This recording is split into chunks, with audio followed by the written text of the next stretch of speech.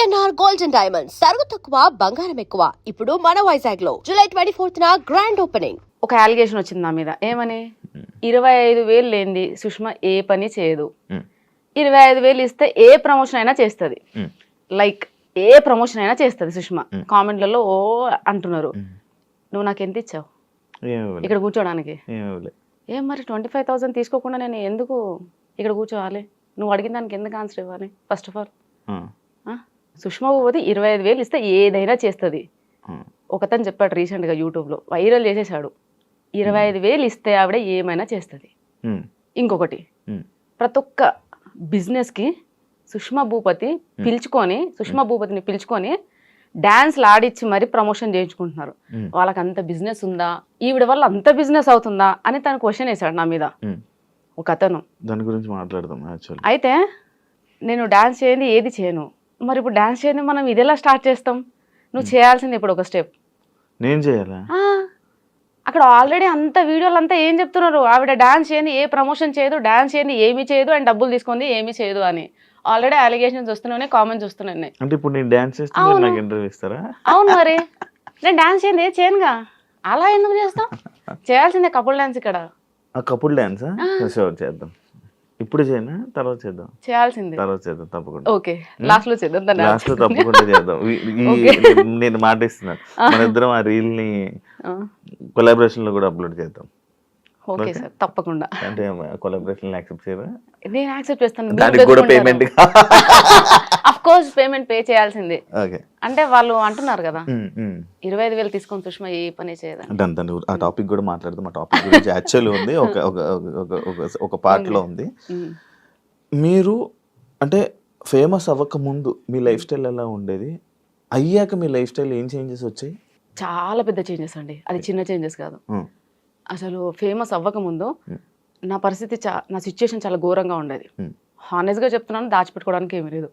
ఫైనాన్షియల్గా ఒక స్టేజ్ వరకు బాగానే ఉన్నాం. పాప పుట్టే వరకే తను వర్క్ నేను వర్క్ చేసుకునేవాళ్ళం. నేను పాప పుట్టాక నేను మానేశాను, టీచింగ్ మానేశాను, ఇంట్లో ఉన్నాను. సో మా హస్బెండ్ తెలిసి తెలియక కొన్ని కమిట్మెంట్స్ ఇవ్వడం వల్ల, అంటే ఇట్లా రొటేషన్ అంటారు కదా ఫైనాన్షియల్గా, సో అందులో లాస్ అయిపోయి మొత్తం రోడ్డు మీదకి వచ్చేసాం.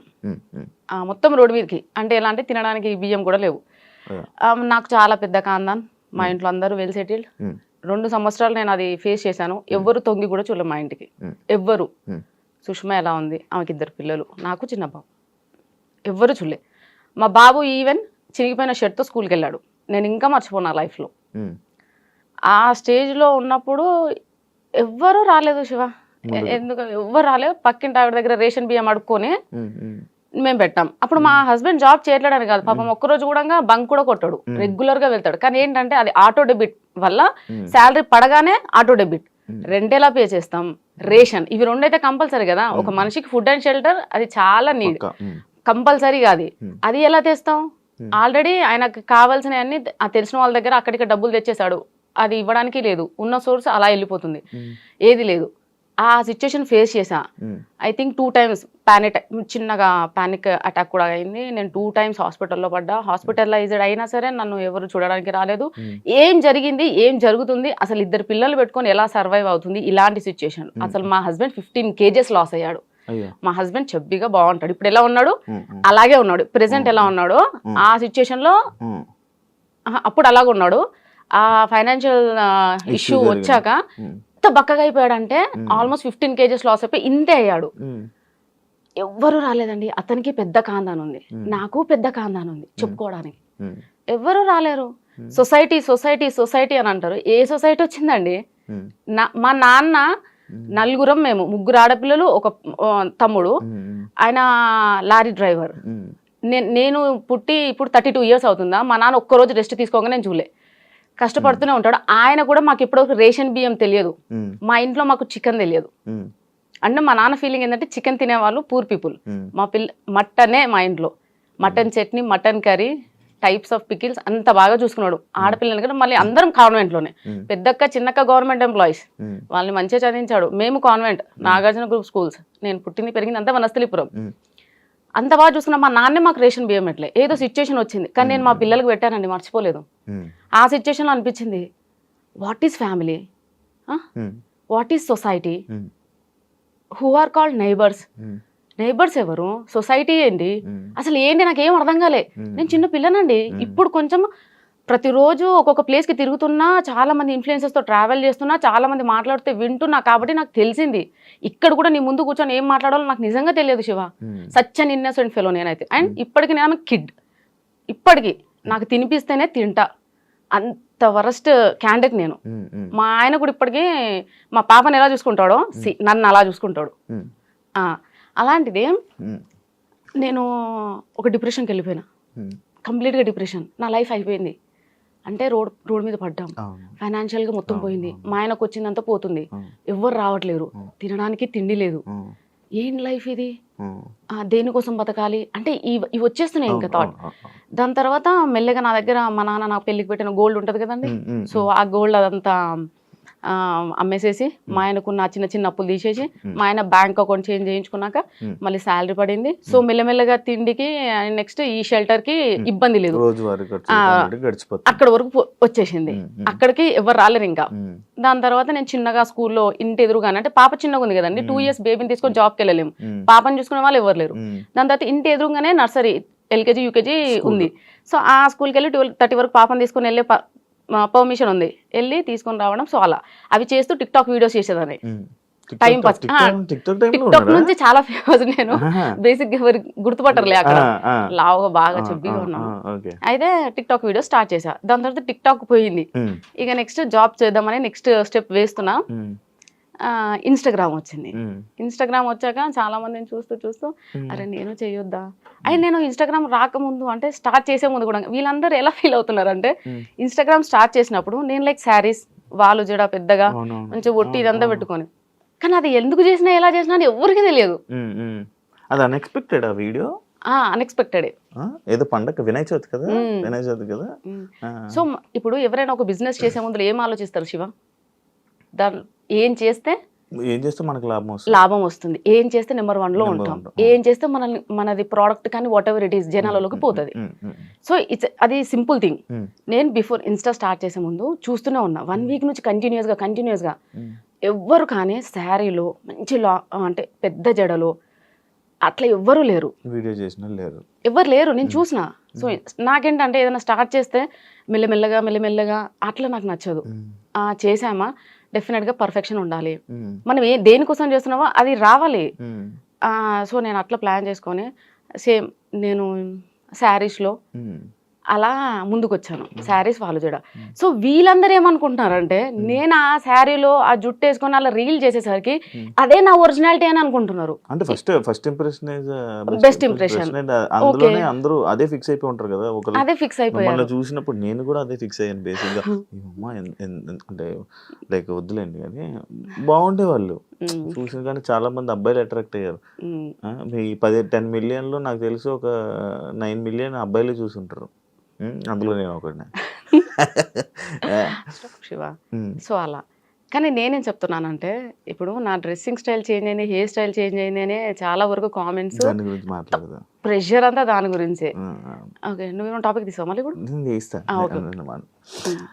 అయితే సడన్ గా అన్ఎక్స్పెక్టెడ్ గా వీడియో రీల్ చేశారు, వైరల్ అయిపోయారు. మీ హస్బెండ్, మీ అమ్మగారు, మీ అత్తగారు వాళ్ళ రియాక్షన్ ఏంటి వైరల్ అయిపోయాక? వైరల్ అవ్వక ముందు ఏం జరిగిందో చెప్తాను శివ. వైరల్ అయ్యాక ఎవ్రీబడి సేస్ వెరీ గుడ్, మా పాప షీఈస్ మై డాటర్. అవ్వక ముందు మా అమ్మ, మా అక్కలు బీఈడి కంప్లీట్ చేసావు, చదివే, టెట్ రాయి, జాబ్ వస్తుంది, అక్క వాళ్ళ ఇద్దరికి వచ్చేసింది, నీకు రావాలి, నీకు వస్తుంది. అది మా అమ్మ గోల్. 3 గవర్నమెంట్ జాబులు కొట్టాలా, ఆడపిల్లలు తల ఎత్తుకొని ఉండాలి, ఎవరి మీద డిపెండ్ అవ్వకూడదు, గవర్నమెంట్ ఎంప్లాయీస్ అయితే మీ సోర్స్ మీకు ఉంటుంది. అమ్మ బాగా ఇవే చదువు అంటే పిచ్చి. సో ఆమెకున్న ఎక్కువ చదువు పిచ్చి వల్లే నాకు చదువు మీద ఇంట్రెస్ట్ పోయింది నిజం చెప్పాలంటే. అంటే రుద్దడం, ఊరికి చదువు, ట్యూషను, రావాలి, తినాలి, పడుకోవాలి, ఇంతే. సో దానివల్ల అంటే ఇది వైరల్ అవ్వక ముందు ఏంటంటే ఇంట్లో ప్రెషరు, ఏమని ఎగ్జామ్స్ రాయి, చదువు.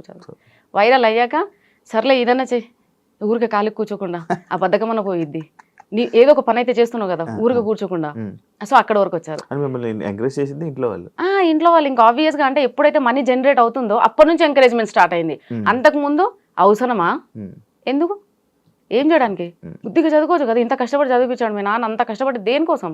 అంటే ప్రతిదానికి ఇంకా నాన్ననే, నాన్న ఇంత కష్టపడ్డాడు దేనికోసం, నాన్న ఇంత కష్టపడ్డాడు. సో నాన్న కూడా చెప్పాడు, చదివేదో చదివితే నీకు యాక్టివ్ అంటే ఇష్టం కదా, అది ఇప్పిస్తా, నీకు ఇది ఇప్పిస్తా. నాన్న ఎరేసేవాడు, నువ్వు ఎన్ని చెప్పు నాన్న, నాకు అంత ఇంట్రెస్ట్ లేదు, సో నేను ఏం చేయాలనుకుంటున్నా అదే చేస్తా, ప్లీజ్ నన్ను ప్రెషర్ ఫోర్స్ చేయకుండా అని మా నాన్నకి చెప్పాను. సార్ మా నాన్న లైట్ తీసుకున్నాడు. దాని తర్వాత ఎప్పుడైతే మనకి ఇన్స్టాగ్రామ్ నుంచి ఇన్కమ్ జనరేట్ అయిందో ఎవ్రీబడి షట్ దేర్ మౌత్, అంతే, నోరు మూసుకున్నారు.